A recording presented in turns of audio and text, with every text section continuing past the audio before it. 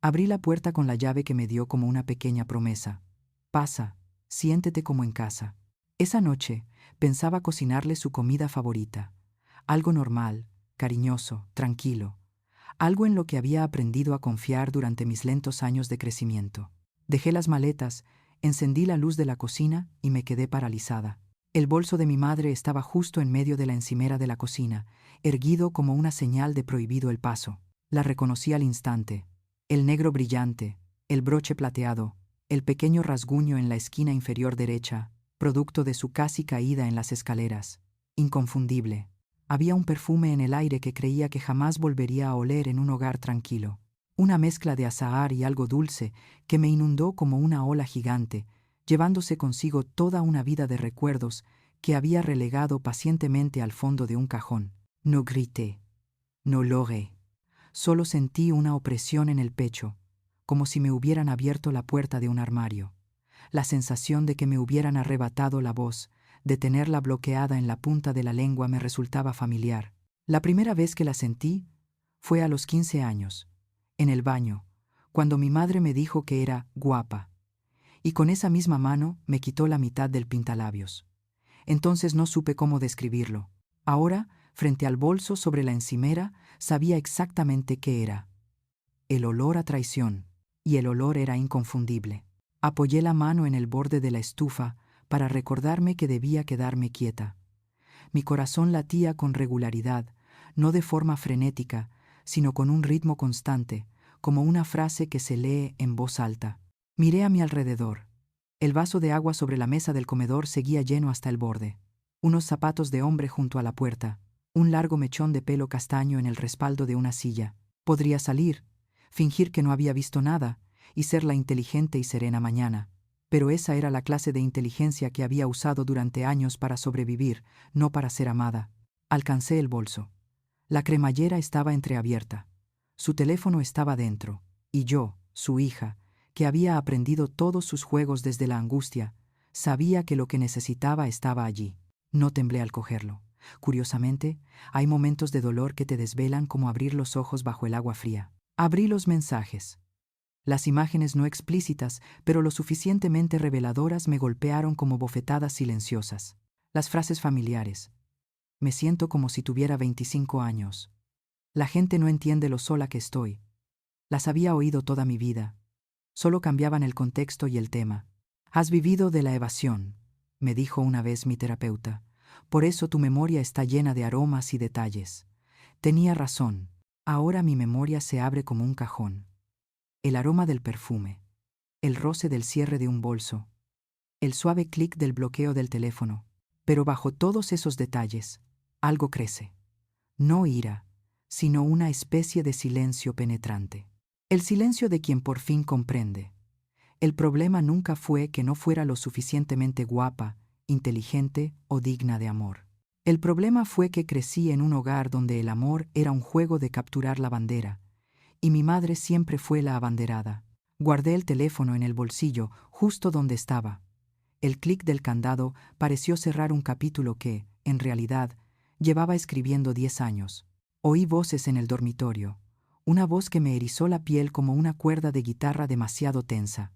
Podría haber abierto la puerta de golpe y dejar al descubierto toda la escena, como una pintura vergonzosa, pero no lo hice, no por miedo, sino porque no quería que mi historia, una vez más, se definiera por pillar a alguien con las manos en la masa. Por primera vez en mi vida, en un momento tan brutal que casi me destroza, decidí mirarme a mí misma.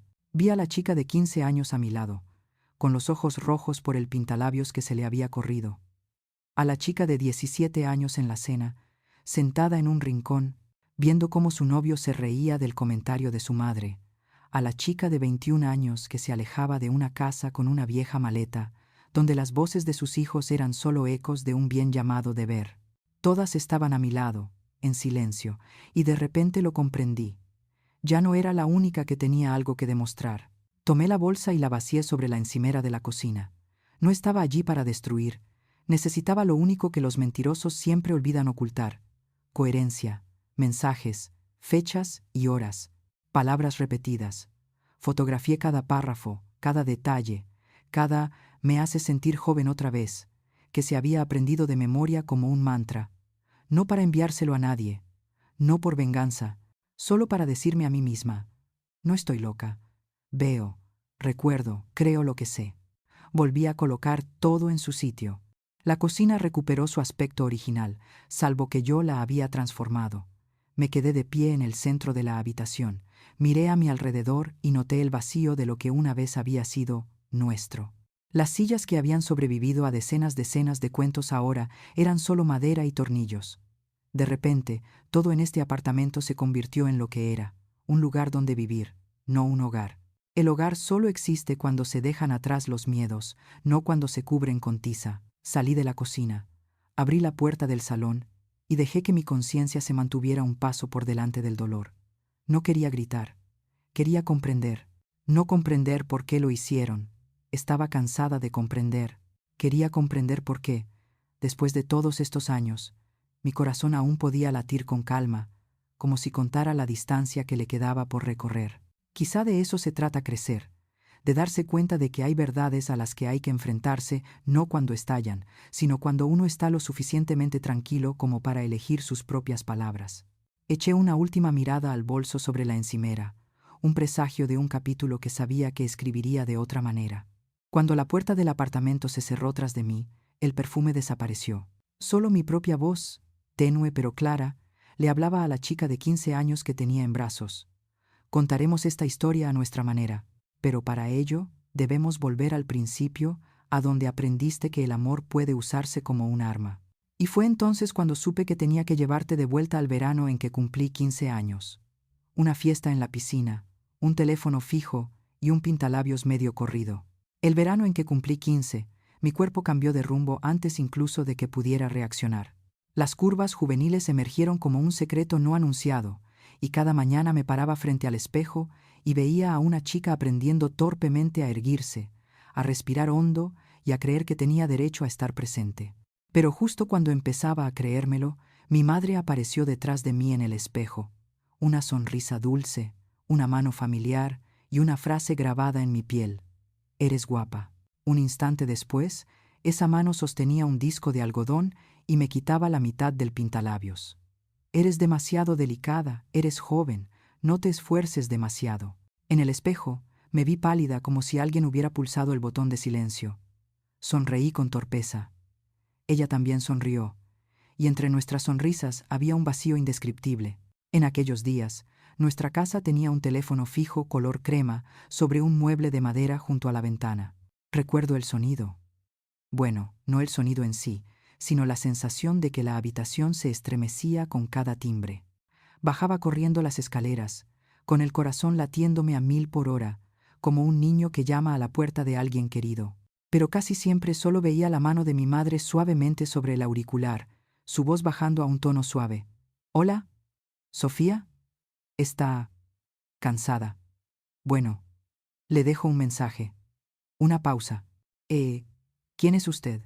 Me quedaba detrás de ella, mirando su pelo negro ondulado y sus hombros rectos, escuchando el clic seco del teléfono al cerrarse, como si fuera un cajón que no me pertenecía. Una vez, cuando le pregunté: ¿ha llamado a alguien preguntando por mí, mamá? Ella ladeó la cabeza, con los ojos brillando tenuemente. No, cariño, debe ser un número equivocado. No tenía pruebas, solo una corazonada. Y esa corazonada me enseñó que en esa casa las pruebas eran un lujo, hasta que una tarde en casa de Sara, su hermano pequeño entró corriendo. «Ese chico de pelo castaño de química acaba de llamar para preguntar por ti. Dijo que había estado llamando varias veces, pero que tu madre le decía que estabas ocupada, enferma o que no te interesaba».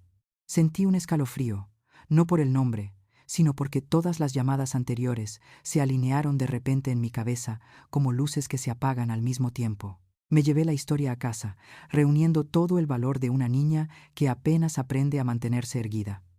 «Mamá, ¿por qué dijiste que estaba enferma?» «No estoy enferma», levantó la vista de su revista, con una voz tan tranquila como si hablara del tiempo. «Me estabas protegiendo». Era joven, no sabía lo que querían los chicos. Me senté en el borde de la silla, con las manos entrelazadas, intentando encontrar una respuesta que no me hiciera parecer desagradecida. «Pero es tu vida. Sonrió con tanta dulzura que casi me lo creí. Mientras viva bajo este techo, tu vida es asunto mío. Sus palabras resonaron en mi cabeza, se me quedaron grabadas y permanecieron allí. La escuela organizaba un baile de otoño. Había elegido un vestido azul oscuro, discreto, lo justo para mirarme al espejo y pensar: sí, hoy estoy guapísima. Esa tarde, mi madre me dijo: mi abuela viene este fin de semana. Sería una descortesía que fueras. Doblé el vestido. Baile de invierno, dijo. Es la boda de un familiar. Baile de primavera, sonrió. He reservado 2 entradas para un spa para madres e hijas. Vamos a pasar un rato juntas. Asentí. Siempre asentía. Esas obligaciones familiares se acumulaban como libros gruesos, oprimiéndome el pecho con un peso inexplicable. Me dije: quizá mi madre tenga razón, sabe más que yo. Y fue entonces cuando el gas venenoso llamado gaslighting empezó a infiltrarse en mis pulmones, en pequeñas bocanadas de aire. No gritaba, solo hacía pequeños ajustes. Unos vaqueros que me gustaban de repente me hacían parecer más ancha de caderas. Un jersey ajustado parecía que intentaba ser de adulta. Un vestido nuevo daba pie a la conversación. Aprendí a elegir ropa más suelta, ligera, casi invisible. Mamá era diferente. Se convirtió en su versión más radiante. Escotes más pronunciados, faldas más ajustadas, tacones más altos. Caminaba a su lado, observando cómo las miradas se volvían hacia ella como girasoles hipnotizados, y aprendí a interpretar su lenguaje. Estoy ahí, pero no soy la protagonista. Luego llegó la fiesta en la piscina de Kate. Por fin me armé de valor para ponerme un bikini. Me costó una semana convencerme de mirarme al espejo. Mi madre dijo que me llevaría, lo que me pareció un gesto tardío de preocupación. Apareció en la puerta de Kate, con un bikini tan pequeño que hacía sonrojar el agua. Se metió de lleno entre los chicos, riéndose a carcajadas, haciendo demasiadas preguntas y ajustándose los tirantes tantas veces que nadie, ni siquiera los chicos de 15 años, podía fingir que no se daba cuenta. Me quedé a unos metros, agarrando una toalla, sintiendo cómo me encogía hasta parecer una disculpa. Un chico de mi clase susurró: «Tu madre es muy graciosa». Asentí, sintiendo la cara arder, y no precisamente por el sol. Esa noche reuní valor y pregunté: «¿Crees que mi ropa de hoy es apropiada?» Mamá me miró con una sonrisa fría y tenue como un hilo. «¿Qué te parece? ¿Acaso crees que solo tú puedes sentirte guapa? Todavía soy joven». Quise decirle que joven no significaba insaciable, ni guapa, acaparar miradas, pero como siempre me quedé sin palabras. Serví agua, tomé un sorbo y me di cuenta de que tenía un sabor salado, el sabor de lo que no se dijo. Después de ese día, empecé a contar. Contaba las veces que mi madre contestó el teléfono antes que yo. Contaba los días festivos que se convirtieron en obligaciones. Contaba las veces que le puso la mano en el hombro a un desconocido con familiaridad, como si hablara con un igual. Contaba no para guardarle rencor, sino para tener un registro, para que cuando me perdiera en la duda de si me lo estaba imaginando, pudiera señalarlo y decir: no, sucedió de verdad. Sara fue quien me rescató del abismo de la duda. La simple afirmación de su hermano, el chico moreno de química lleva semanas llamando, golpeó la burbuja de incertidumbre como un alfiler. La burbuja estalló y me encontré en medio de una habitación impregnada del amargo olor a goma quemada. Volví a casa, repetí la pregunta y recibí la misma respuesta: «Mamá, protégeme». Esta vez no lloré, simplemente sentí todo mi cuerpo seco como la madera. Proteger. La palabra en su boca significaba atarme las manos y decirme: «No corras, el camino es peligroso». Pero hay cosas que una vez vistas ya no se pueden olvidar. El espejo se convirtió de repente en un aliado. Me paré frente a él, no para embellecerme, sino para recordar mi rostro, un rostro que tantas veces había sido borrado a medias. Me llevé la mano a la clavícula, agradeciendo a mi cuerpo por haber esperado pacientemente a que lo creyera, y juré, en voz muy baja, que la próxima vez que alguien me llamara, sería yo quien respondiera, no la voz suave y seductora de mi madre. Ojalá ese juramento bastara para detener todas las olas, pero las olas no piden opinión. Apenas unos meses después, conocí a Derek, su sonrisa amable, su larga historia, esa clase de presencia que me hizo creer que tal vez, después de todo, yo también tenía un lugar en mi propia historia. Pensé que podría mantener ese amor a salvo del torbellino de la relación madre-hijo. Eso pensé. Y fue ese pensamiento el que me llevaría a aquella fatídica cena, donde todo lo que aprendí sobre la traición tendría un nuevo nombre. Derek se acercó a mí con una dulzura que las chicas de 17 años rara vez creen que exista. Hablaba como si el tiempo fuera un bien preciado, dispuesto a dedicarlo todo a escucharme hablarle de mi pasaje literario favorito, de un pastel que había arruinado o de por qué el aroma a canela me reconfortaba. Yo estudiaba teatro para poder estar en el escenario. Derek estaba a mi lado, sin enseñarme nada, solo susurrándome: «Eres suficiente». Por primera vez, no necesitaba permiso para estar presente. Mantuve a Derek afuera de mi puerta durante 3 meses. Pensé que si el amor es un cuadro, basta con cambiar el marco. No hay que dejarlo colgado en la misma pared. Pero todas las paredes oyen. Derek empezó a preguntar: «¿Por qué no he conocido a tus padres? ¿Te he avergonzado?». No, él no me avergonzó. Me avergonzaba seguir teniendo miedo. Para la cena, elegí el vestido azul oscuro que había estado guardado en un cajón por alguna razón que consideraban apropiada. Llegué temprano para recoger la mesa. Mamá apareció al oír la puerta del dormitorio abrirse, como si caminara por una alfombra roja. Un vestido negro ajustado, un escote tan pronunciado que las palabras parecían escaparse. Cabello ondulado, labios rojos, el perfume familiar que despertó mi memoria como un refugio vacío. Le tendió la mano a Derek, con la palma hacia arriba como en un ritual de coronación. «Llámame Linda, tú me haces sentir vieja». La cena se convirtió en una entrevista donde yo no era la candidata. Derek habló de sus estudios. Ella le acariciaba el antebrazo con la mano mientras lo elogiaba por ser noble. Derek habló de libros. Ella sonrió y dijo: «A mí también me gustan», repitiendo el nombre del autor con fluidez, como un mantra. Derek habló de baloncesto. Ella, casualmente, era aficionada de ese equipo. Me quedé allí sentada, observando sus ojos, viendo cómo la admiración se desvanecía lentamente de mi rostro y se posaba en la curva del cuello de mi madre. Varias veces intenté intervenir, pero la conversación tenía su propio ritmo, como una canción destinada solo a 2 personas que saben marcar el compás con la punta de los dedos. Mientras Derek me acompañaba a la puerta, dijo: «Tu madre, interesante, joven, libre». La palabra libre me golpeó como un arma blanca. Quise decir que era una libertad construida con muros frente a mí, pero solo asentí, intentando que no me temblara la barbilla. Unas semanas después, Derek apareció de repente en mi casa mientras yo aún estaba en el trabajo. Me escribió: «Pensé que estabas en casa». Le devolví la llamada presa del pánico, y él se rió. Linda me escribió para que fuera a tomar el té y me diera algunos consejos sobre el guión. Linda. El nombre de mi madre en boca de mi novio sonaba como una puerta que se abría con una llave desconocida. Me engañé a mí misma. Quizás quería ser amable. Pero la amabilidad tiene sus límites. En este caso, el límite era una línea de lápiz borrada con una toalla húmeda. El día que todo se derrumbó, buscaba un archivo de una tarea en la computadora familiar. Apareció una ventana de chat en la sección de recientes.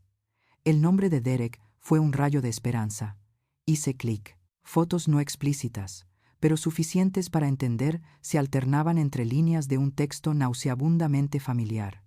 Me siento como de 25. Las mujeres con corazón aún necesitan ser vistas. El mensaje de Derek: «No pareces la madre de nadie». Oí mi respiración, larga y pesada, como si moviera una roca, sin gritos, sin lágrimas, solo la precisión de alguien cansado de dudar. Pulse imprimir. La impresora zumbaba rítmicamente. Cada página caía como una prueba de que, por fin, no tenía que pedir permiso a nadie para considerarla real. Esa noche, extendí las hojas sobre la mesa del salón. Derek entró, esperando verme. Al verme, se detuvo en seco, como quien pisa un escalón que no encaja.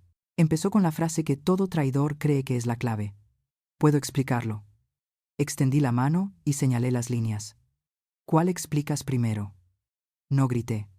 Dejé que cada sílaba resonara por sí sola. Mamá salió de la habitación, escudriñando la pila de papeles con la mirada, como si viera polvo. Exageras, dijo con la voz con la que solía llamarme, hija. Exageras. Los amigos se confían secretos. Cogí una foto y la incliné contra la luz. ¿Los amigos envían fotos así? Derek evitó mi mirada como si fuera un espejo. Murmuró algo sobre madurez. Sobre que ella me entiende. No discutí. Simplemente abrí la puerta y dije, fuera. Cuando la puerta se cerró tras Derek, me volví hacia mi madre. En ese instante, ya no éramos madre e hija. Éramos solo dos mujeres de pie sobre un terreno resbaladizo, pisándonos una a la otra para mantener el equilibrio. Se encogió de hombros. El amor no entiende de edades. Reí con la voz extrañamente ronca. Pero él sí puede elegir no robarle a su hija. Esa noche, la chica de 17 años que había en mí, murió. No por amor, sino por una vieja ilusión, que si me portaba bien, alguien me perdonaría. A la mañana siguiente, otra persona se puso de pie. Ni buena ni mala, simplemente clara. Repasé el mapa de las veces que me habían interrumpido, corregido, contestado el teléfono. Comprendí. No podía confiar en la justicia en la habitación cerrada, así que traería la luz. La estrategia nació de eso, no por venganza, sino para romper el hechizo. Cada vez que mi madre acercaba demasiado su silla a la de un pariente joven, yo, inocentemente, le recordaba su dolor de espalda y el tónico para las articulaciones delante de todos. Cuando llevó un top corto a la reunión de padres y profesores, le pregunté en voz alta, ¿tienes frío, mamá? Déjame traerte una chaqueta. Esta sala tiene demasiado aire acondicionado para una persona mayor. Cuando empezó su relato diciendo, me siento como la hermana mayor de Sofía, sonreí. Una hermana de más de 20 años es, sin duda, una rareza. No la describí como vieja ni fea, simplemente volví a colocar el espejo en el centro de la habitación para que todos pudieran ver su verdadera edad, sus verdaderos hombros, sus verdaderos límites. Vi el efecto de inmediato. Los chicos, cegados por el brillo, empezaron a inquietarse. Los familiares se miraron, parpadearon y dejaron de reír. Mi madre apretó los dientes. «Estás siendo cruel», le respondí. «Estás siendo sincera. Yo te enseñé». No grité ni insulté. Simplemente arranqué los clavos dorados que sujetaban una estatua sin marco. La superficie brillante se deslizó, dejando al descubierto la madera vieja. El precio de la estrategia es el aislamiento. Cada vez que digo la verdad sin rodeos, una parte de mí se desvanece. Aprendo a no pedir un abrazo después de haber avergonzado a alguien. Aprendo a quedarme sola en el patio, mirando por la ventana, viendo cómo mi madre se cambia a una blusa más recatada y cómo su rostro se tensa en un puño. No me regodeo. Simplemente tengo menos miedo. En mi primera sesión de terapia, después de Derek, la terapeuta me preguntó, si esta relación fuera una partida de ajedrez, ¿cuánto tiempo llevas jugando sin conocer las reglas? Guardé silencio durante un largo rato. Desde que mamá empezó a contestar el teléfono por ti, asintió levemente. Así que, a partir de ahora, cada movimiento que hagas debe tener un único propósito: proteger a tu reina. ¿Quién es la reina? Yo. Esa simple respuesta me hizo sentir a la vez avergonzada y reconfortada, como si alguien me hubiera arropado con una manta mientras decía, no tengo frío. Intenté vivir como una pequeña reina, poniendo límites en salones perfumados con velas, eligiendo mi propia ropa sin esperar aprobación, creyendo en un cumplido sin reservas. Pero la estrategia también me enseñó esto. Mi madre no sucumbiría a la luz. Encontraría otra sombra donde jugar. Y esa sombra se llamaba hombre adulto. Conocí a Marcus cuando tenía 21 años. Su traje le sentaba como una respuesta directa y sin rodeos. Su sonrisa no ofrecía promesas, solo confianza. Me escuchaba como si lo que yo decía bastara para alegrarme el día. Pensé, este no es Derek. Este es un hombre que no necesita halagos para saber quién es. Creía que la estrategia bastaba para protegerme. Creía que mis viejas heridas me habían enseñado a curarlas. Pero me equivocaba, porque esta vez mi madre no empezó con «eres guapa, eres joven». Empezó con inversión, seguros, libertad financiera, palabras clave que no se reflejaban en un espejo, sino en la ambición. Y así fue como se abrió mi amor maduro, solo para derrumbarse con otro sonido, no el de un vaso rompiéndose, sino el de un bolso abriéndose sobre el mostrador, un sonido que nunca confundiré con ningún otro en mi vida. Marcus llegó a mi vida como una respuesta tardía pero oportuna a mi corazón. Nos conocimos en un café cerca de la universidad, cuando una tarea de macroeconomía estaba destrozando mi confianza como papel mojado. Llevaba un traje a medida, se quitó la corbata al sentarse y sonrió con una calidez que me tomó por sorpresa. No me halagó ni me sermoneó. ¿Qué te preocupa?, me preguntó con una voz tan tranquila como un hombro en el que apoyarse, sin mostrar ninguna fuerza. Aquella tarde se convirtió en 3 horas de conversación sobre todo menos exnovios. Libros, política monetaria, comida con sabor a canela, por qué la gente acepta las pérdidas para no quedar mal. Al irme, me di cuenta de que no necesitaba una estrategia para ser yo misma. Solo necesitaba a alguien que me escuchara. 6 meses después, Marcus ya conocía el olor de mi pelo tras los turnos. Sabía que contaba las farolas para calmarme y no se reía cuando llevaba sal en el bolsillo para echarla en el borde de las gafas. Era exitoso, sin ser ostentoso. Educado, sin ser distante. Con él, repasaba las lecciones de defensa personal que había aprendido a los 17. Creía, con cautela y suavidad, que iba por buen camino. Solo había una cosa que postergaba: llevarlo a casa. Le daba rodeos diciendo que mis padres estaban ocupados, que la cena era un inconveniente, que en los rincones de la casa había ecos desagradables. Marcus no insistió. Pero un día me dijo: si esto es serio, quiero saber quiénes son las personas importantes para ti. Sabía que merecía la sinceridad. A los 17 años ya era demasiado mayor para esconderme debajo de la mesa, así que le propuse una cita para la cena del domingo. Llegué temprano, coloqué los cubiertos, elegí un mantel beige, lo suficientemente discreto como para no provocar ningún trauma. Me repetí: ya no soy la niña que temía que le borraran la mitad de su vida. Pero mi madre apareció como un recordatorio deliberado. Su ajustado vestido negro, el escote pronunciado, el cabello ondulado y el perfume abrieron la puerta al pasado que yo quería enterrar. Sonrió.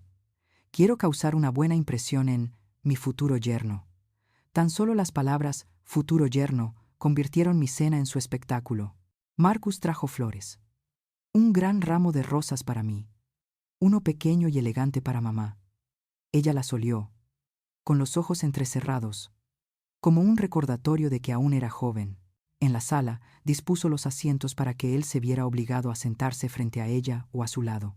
Empezó hablando de viajes, luego de vino, y finalmente llegó al tema que sabía que retendría a un hombre como Marcus: el dinero. ¿Trabajas en finanzas? Tengo algunas preguntas sobre carteras de inversión, seguros de vida, optimización fiscal. Bueno, hoy en día, los asesores son una rareza en una conversación normal. Vi cómo su mano rozaba ligeramente su hombro mientras reía. Él no se inmutó, porque la grosería era otra forma de atadura. La cena transcurrió, y cada palabra que decía mi madre parecía alejar mi silla un poco de la mesa. Cuando Marcus intentó dirigir la conversación hacia mí: ¿sabes? Sofía estudia psicología, y le gusta. Ella lo interrumpió. Ah, le gusta curar almas rotas.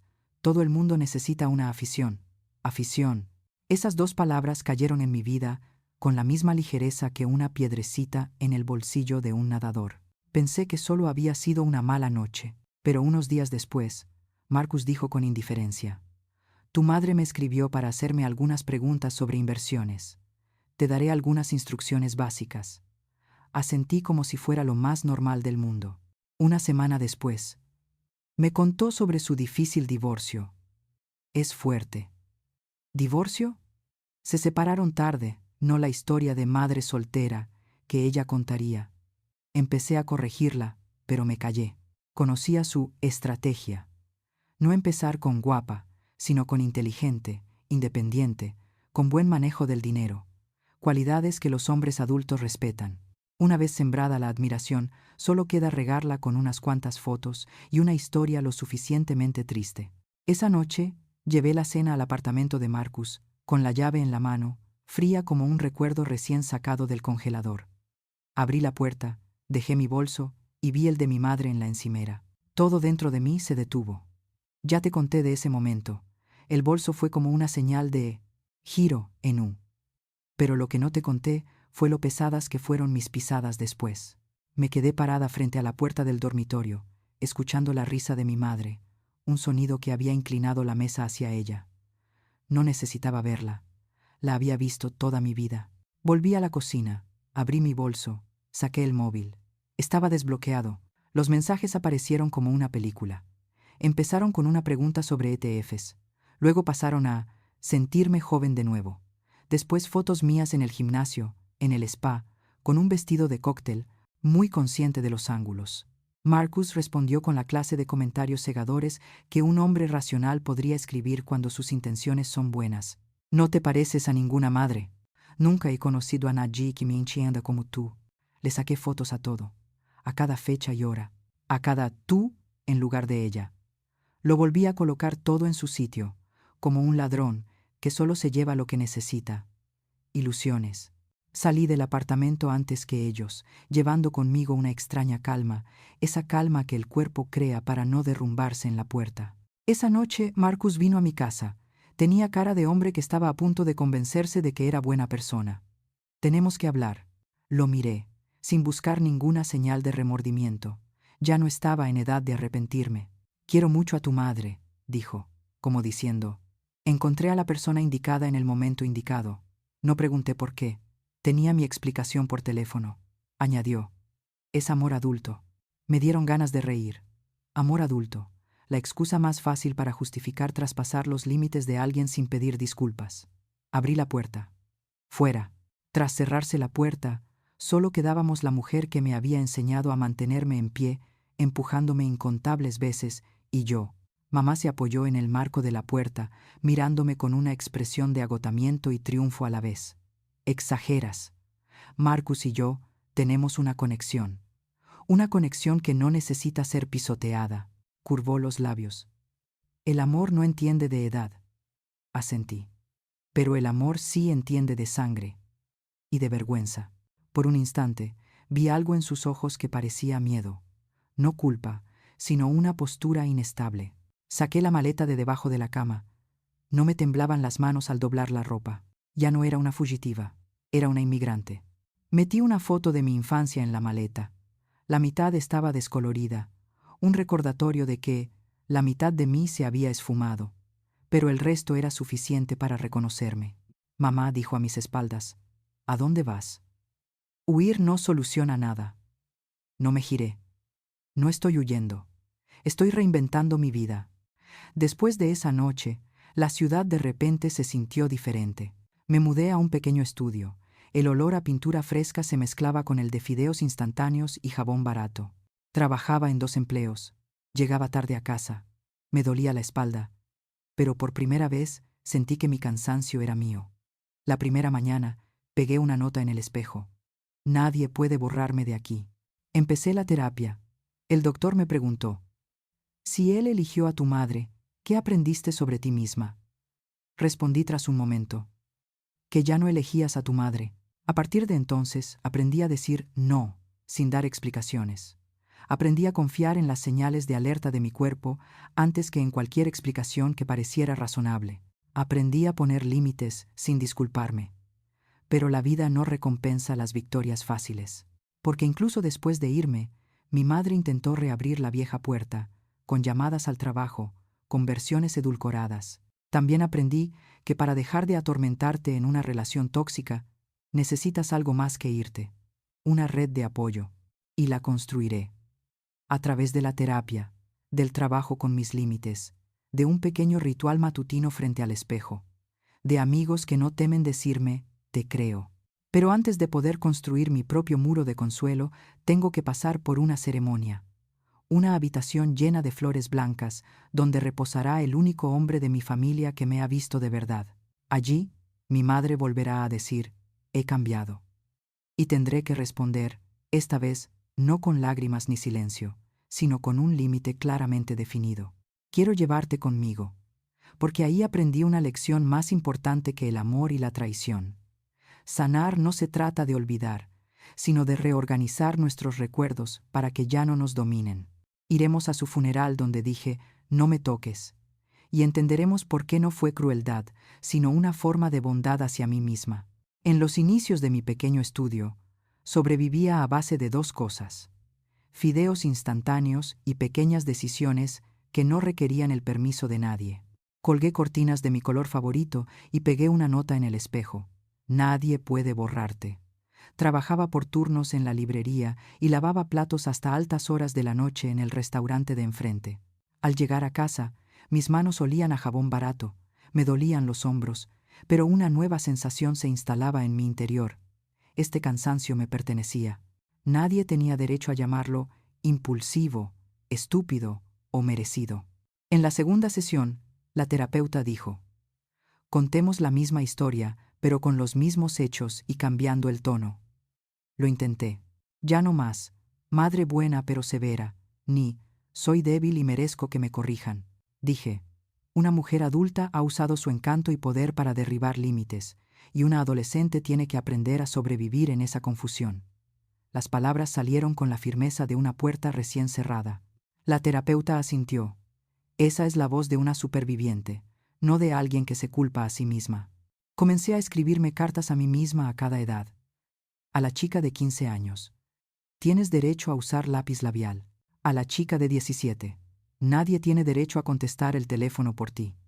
A la chica de 21 años: irse no es una traición, sino lealtad a la verdad. Cada carta era un ladrillo que pavimentaba el camino irregular que aún tenía que recorrer cada día. Y entonces, la vida cotidiana trajo consigo pruebas cotidianas. Un compañero me felicitó por mi inteligencia, y esperé la tormenta que se escondía tras el cumplido. No hubo tormenta, solo una tranquila invitación a tomar un café y la frase: no pasa nada si no puedes.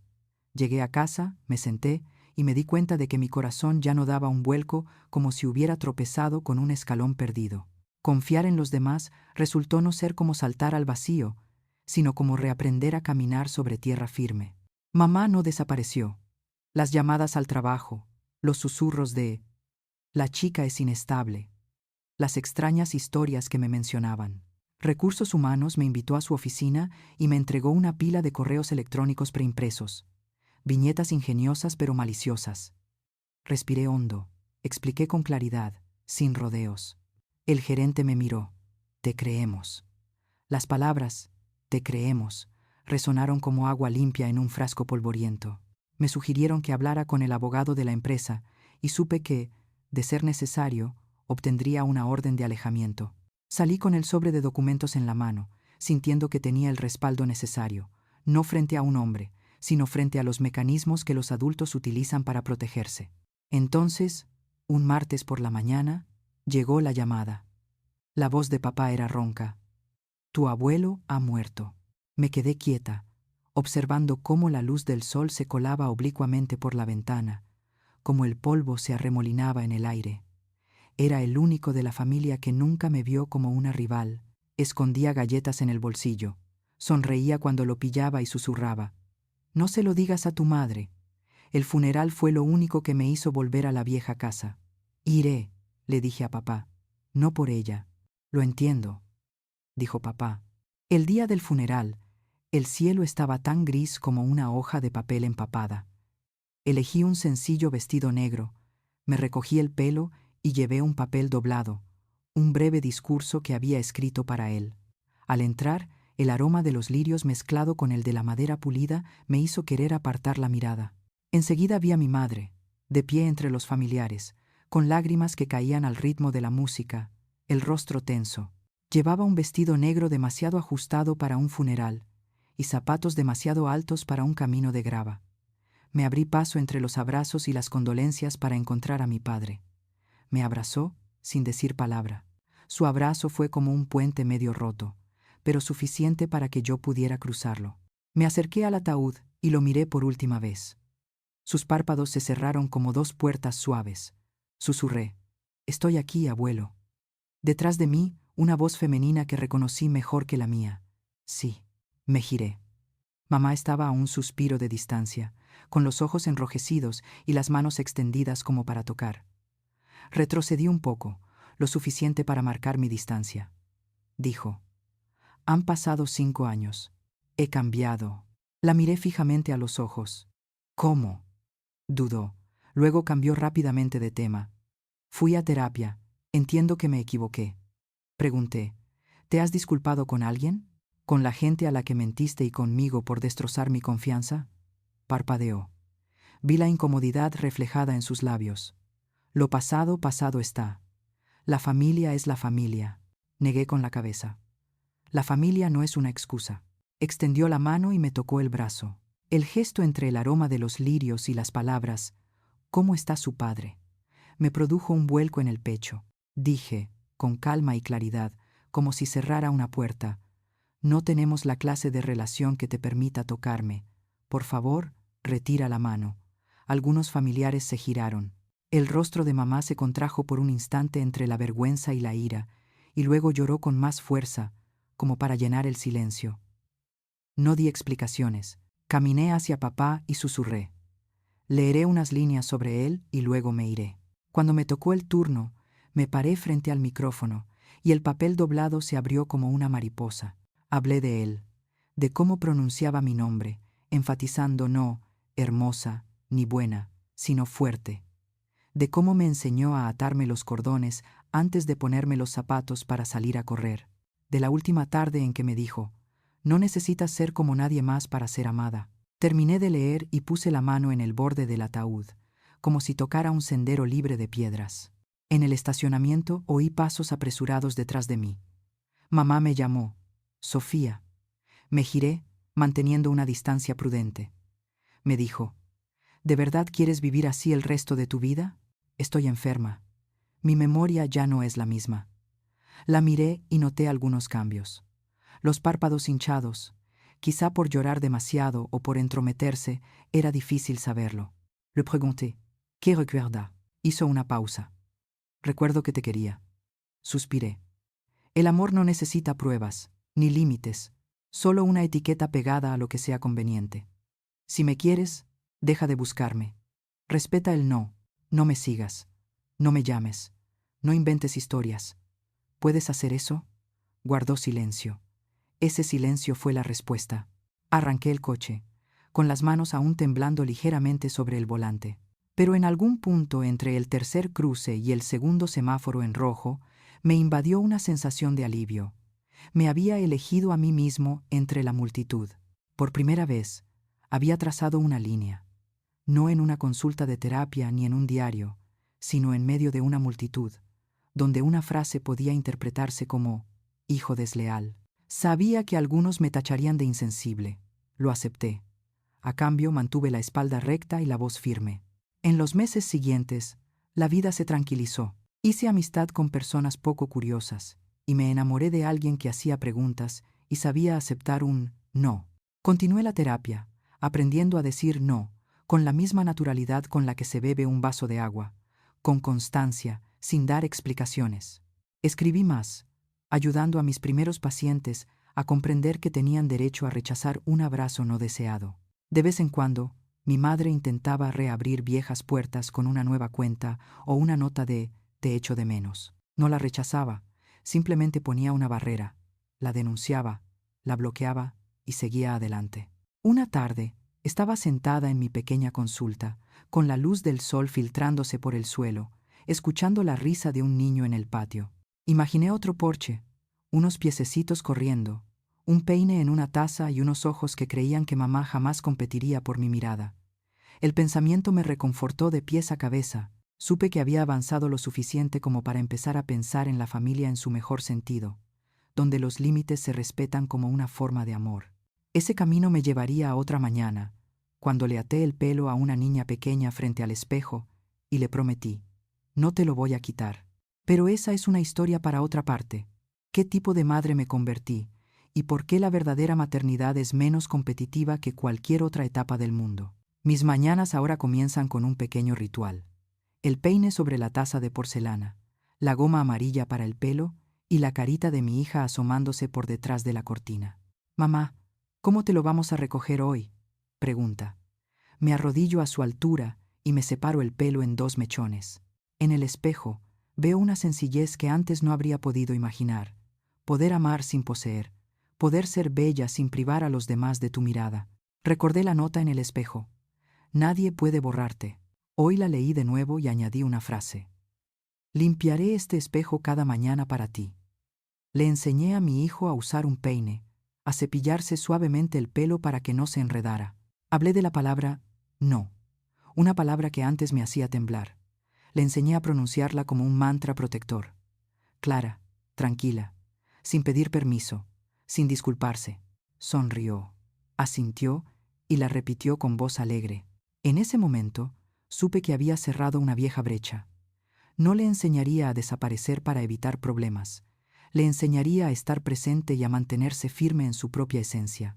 James prepara café en la cocina. No me pregunta, ¿contaste la historia hoy? Simplemente me pone la mano en la espalda cuando llego a casa después de una sesión de terapia difícil. No me aconseja perdonar. Cree en los límites como una forma de amor. El amor, he aprendido, no se trata de decir que sí para siempre. El amor es ver a la otra persona con tanta claridad que sabes cuándo acercarte y cuándo dar un paso atrás y dejarla respirar. Me pregunté, ¿qué es el verdadero amor maternal? En esta casa, la respuesta aparece cada día en pequeños detalles. Está cumpliendo una promesa hecha al niño que se mira en el espejo. Mamá no lo borrará. Elogia a tu hijo con palabras que describan su fortaleza interior. Valiente, reflexivo, perseverante. No solo su apariencia externa. Apaga el teléfono cuando escuches a tu hijo contar un cuento, para que tu voz sea la protagonista y no un fondo para los demás. Se trata de enseñarle a tu hijo que no es un límite hermoso, no un pecado. Se trata de alegrarse cuando tu hijo es mejor que tú, más guapo que tú, más feliz que tú, y llamarlo una victoria, no una amenaza. Sé que algún día, cuando crezcas, habrá gente que te llame, habitaciones llenas de miradas. No puedo estar a tu lado en cada lugar, pero puedo enseñarte a llevar un espacio interior, 4 paredes de dignidad, un techo de bondad, una ventana que se abre a la verdad. Puedo enseñarte a cerrar esa puerta desde dentro y darle la llave a la persona indicada, para que no dejes entrar a cualquiera. A veces, el pasado llama a la puerta, un mensaje extraño, una voz familiar, una invitación a hablar como adultos. He dejado de esperar una disculpa para legitimar mi paz. Entiendo que hay puertas que deben cerrarse con llave, no por odio, sino por amor propio. Hay abrazos que deben rechazarse, no por crueldad, sino por ternura hacia un corazón que ha sufrido durante muchos años. Vivir con esa verdad ya no es amargo. Se ha convertido en un hábito saludable, como lavarse las manos antes de comer. A veces pienso en esa chica de 15 años frente al espejo, con la mitad del pintalabios corrido. Me dan ganas de ponerle la mano en el hombro y decirle, no estás rota, tu perspectiva está distorsionada. He pasado años reparando esa perspectiva, a través de conversaciones sinceras, leyendo una nota doblada en un funeral, marchándome en silencio cuando era necesario y quedándome conmigo misma cuando alguien me decía, eres demasiado sensible. Maduré no porque el dolor desapareciera, sino porque dejó de dominarme. Si estás leyendo esto y reconoces algo de ti en esta historia, el temblor en tu voz al decir no, el vacío en el pecho tras colgar el teléfono, el persistente dolor de la comparación, quiero que sepas, no estás sola. Tienes derecho a nombrar lo que pasó, a tu manera. Tienes derecho a reescribir la historia, a mantener los hechos y cambiar la voz. Tienes derecho a construir una familia definida no por la sangre, sino por los límites, la presencia y la alegría del éxito mutuo. Si hoy lo único que puedes hacer es pegar una nota en el espejo que diga, nadie te borra, ya es un gran paso. Si tienes la fuerza suficiente, busca un aliado, un amigo, un terapeuta, un jefe que te escuche. Intenta escribirle una carta a tu yo de 15 años, leer un fragmento en voz alta para recuperar tu voz. Y si es necesario, no dudes en buscar ayuda legal. La protección no te debilita, te libera. Seguiré contando historias como esta, no para reabrir heridas, sino para darnos un lenguaje que nos permita nombrar aquello que alguien quiere que olvidemos. En la siguiente sección, compartiré herramientas concretas para establecer límites con seres queridos difíciles.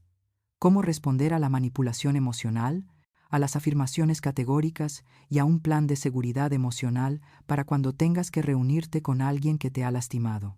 Si quieres, comparte tu historia. Puedes hacerlo de forma anónima, aquí abajo. No tienes que demostrar nada, solo cuéntala con tus propias palabras. Si este video te ha conmovido, no te pierdas nuestra próxima conversación. No te prometo que será fácil, solo te prometo que tu voz será escuchada y que nadie tendrá derecho a silenciarte.